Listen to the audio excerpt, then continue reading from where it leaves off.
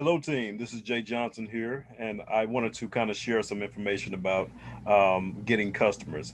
And the reason being is because the number one reason why businesses fail is because they can't get a customer. So now that you're in the travel industry, there are several ways that you can actually get customers, and most people don't really know how to do that or know how to perfect it. So what I did is put together a formula, basically um, a few things that you can consider doing to enhance your conversation so you can get people interested in either becoming a customer or becoming a service business associate. So the formula is very, very simple. It actually has seven parts. And it goes like this. First of all, when you're conversating with someone, you want to have a greeting, and then you want to give them a compliment. Number three is you want to have a casual conversation. Keep it light. The fourth thing you want to actually do is have an intriguing question. The fifth one is a discovery question. The sixth one is turn up the pain question. And then the seventh one is pique the interest question. Now, they go a little something like this, very, very simple. The greeting does not have to be anything elaborate. It could be something as simple as, "Hi, how are you?" Just that simple. And with a smile, with a very pleasant smile, whether you're in person or whether you're on the phone or over the internet, you still want to smile because people can feel the energy in your smile. And you want them to feel comfortable. The second one is to actually give a compliment. You want to give a compliment on something that they are either wearing or something that you may have heard from them or heard of them, or maybe it's something that you know of their character already. Okay.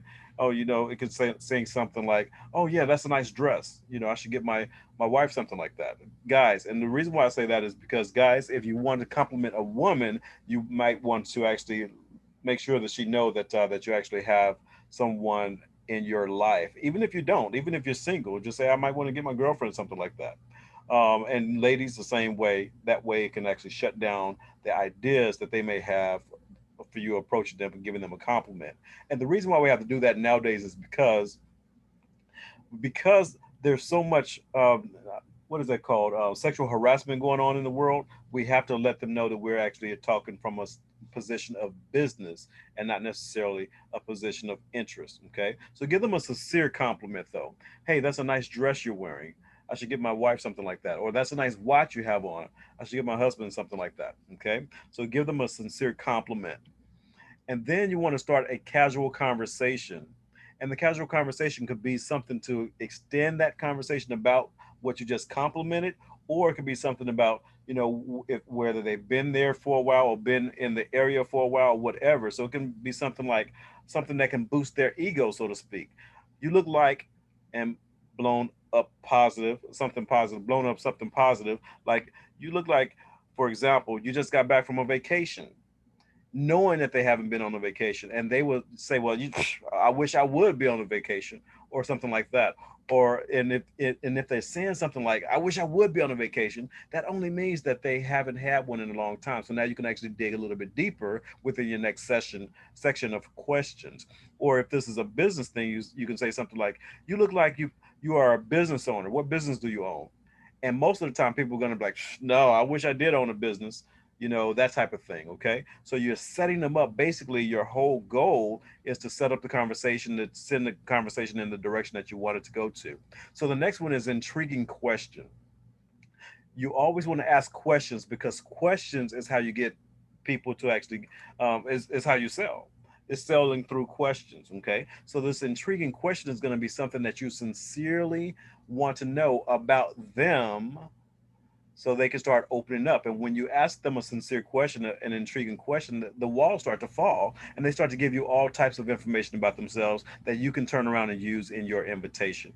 So you can say something like, "When you say blank, what do you mean by that?" And they'll start to elaborate on what it is that they mean, whether it's something good, whether it's something bad, whatever. You just have a vested interest in them. Okay, so that's very, very important. So your goal is to get them to expand on something that will lead them to a discomfort or a pain point that you can elaborate on as well. So that brings us to the discovery question, which basically the goal is to make sure that you actually discover a pain point. So your question goes something like this: Are you not making enough money, or do you just have too many bills? Now that is a very, very powerful pain point type of question. It doesn't have to be verbatim, but you just want to make sure that they actually bringing out the pain, so to speak. That's your goal. Get them to mention a pain. And then the next question is, this is a turn up the pain question. Once you actually understand what that pain is, you want to turn it up a notch, because you want them to attach their emotions to this pain. And when that happens here is that they now know that I have to do something about it, because it's an uncomfortable feeling that they just confessed to you verbally. You made them do it, but they believe that they did it on their own, which is a beautiful thing as well. So maybe you can ask a question something like, do you feel like you're living below your potential?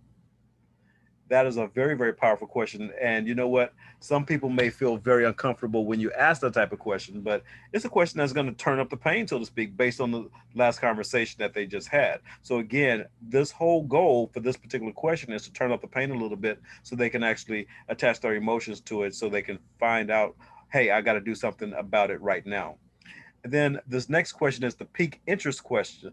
This one is very, very important as well, because um, this is when you can actually start to invite them to a presentation. So you can say something like, if I can show you a way to go ahead and put a solution to their problem in that blank.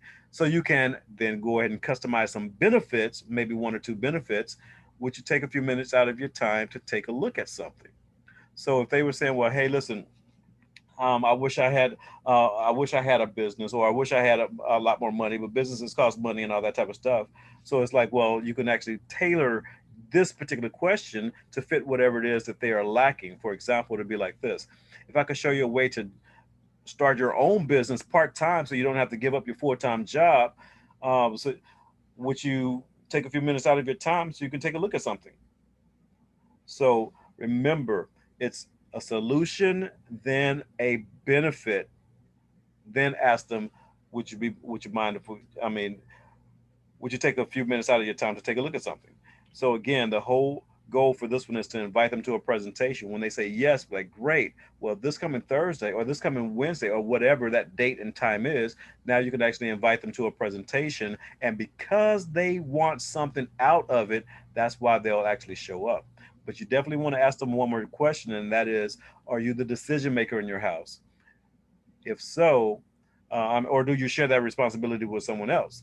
And the reason why you want to ask them that question is because you want to make sure that if they are the sole decision maker, that's great. They can show up by themselves. But if they share that responsibility with someone else, you want them to come to this presentation too. So you say, well, hey, are you the sole decision maker in your house, or do you share the responsibility with someone else? Well, you know what, I share it with my spouse, blah blah blah. Great. Can you bring your spouse as well? I can actually provide one more seat just for your spouse.